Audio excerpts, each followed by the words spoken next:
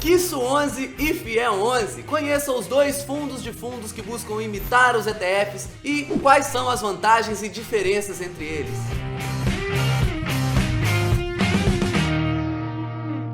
Fala, pobre mortal, tudo bem com você? Já pensou se você pudesse investir em fundos imobiliários e ter dividendos caindo na sua conta todos os meses, sem ao menos ter que analisar e escolher os próprios fundos imobiliários? Essa é a ideia desses dois fundos de fundos que nós vamos trazer aqui hoje para vocês. Até pouco tempo atrás isso não era possível e vocês viviam me perguntando: ah, mas não tem nenhum ETF de fundo imobiliário? E agora, aí, primeiro com o FIE 11 do Banco Inter, a gente já gravou um vídeo aqui sobre ele, se você não viu, clica aqui em cima para assistir. O pessoal curtiu muito esse vídeo e todo mundo começou a comentar também sobre um outro fundo imobiliário que já era muito esperado, que é o Quisu 11, que vai seguir aí o índice Suno 30 da Suno Research, que é uma casa de análise, inclusive, que faz um trabalho muito legal. É principalmente sobre esse fundo que nós vamos falar aqui hoje, e se você gosta desse tipo de conteúdo, lembra de deixar o seu like aqui, se inscrever no canal e, claro, compartilhar com seus amigos que podem se interessar também. Eu tirei um tempinho para ler as 44 páginas do relatório desse fundo, que será gerido pela Calima Gestão de Recursos, que foi criada em março de 2020, desse ano mesmo. O fundo Quisu 11 é um fundo de fundos de gestão passiva que vai seguir o índice Suno 30, que foi criado por essa casa de análise há pouco tempo e vai ser aberto para todos os tipos de investidores. Porém, na sua primeira emissão, ele vai ser direcionado somente para os investidores institucionais, qualificados e profissionais, né? Então aí você precisa ter pelo menos R$1 milhão investidos ou ter alguma certificação do mercado financeiro para acessar esse fundo diretamente. Porém, na próxima emissão, ele já vai ser aberto para todos os investidores e, segundo os próprios administradores, fizeram isso para evitar que especuladores entrem no fundo aí na primeira emissão. Sendo assim, a principal diferença entre esses dois fundos é que o Quisu 11 vai seguir o índice Suno 30 e o FIE 11 vai seguir o índice IFIE. Como são fundos de gestão passiva, ou seja, os gestores não vão ficar girando a carteira da forma que eles quiserem e sim vão ficar simplesmente replicando esses índices aí, eu acredito que o principal para a gente entender é a diferença entre esses dois índices. Ambos os índices aí vão ser compostos por 30 ativos, porém a principal diferença é que o IFIE 11 vai focar somente naqueles fundos de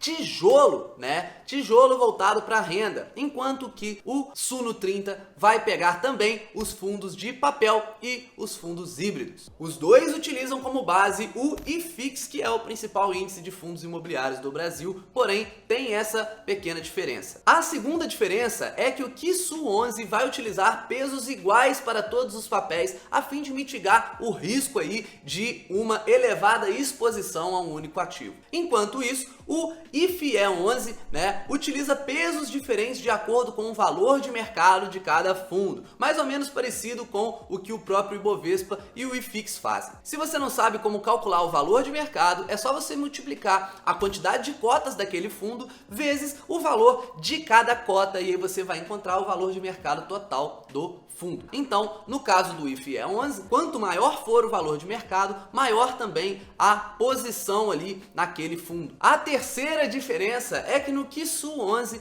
eles vão eliminar aqueles fundos monoativos, né? Que, como eu já falei várias e várias vezes aqui, só por serem monoativos eles já são relativamente mais arriscados. E também vão eliminar aqueles fundos que não pagaram dividendos no último ano, enquanto que no IFIE 11 não existem essas restrições. A quarta diferença entre esses dois fundos aí de gestão passiva é a taxa de administração. Enquanto o IFIE 11 vai ter uma taxa de 0,30% ao ano, o Quisu 11 vai ter uma taxa aí de 0,65% ao ano, ao menos agora no início, tá? Eles já avisaram que assim que o patrimônio do fundo for aumentando, essa taxa poderá ser reduzida. Resumindo então, um ponto positivo que eu vejo no Quisu 11 é que por ele dar essa distribuição igualitária entre os fundos, eliminar os monoativos e também aqueles que não distribuíram dividendos, ele vai buscar ter uma segurança maior e vai buscar inclusive superar o IFIX. Por outro lado, o IFIE 11 vai ter uma taxa de administração menor e a tendência é que ele seja menos volátil e que ele simplesmente replique bem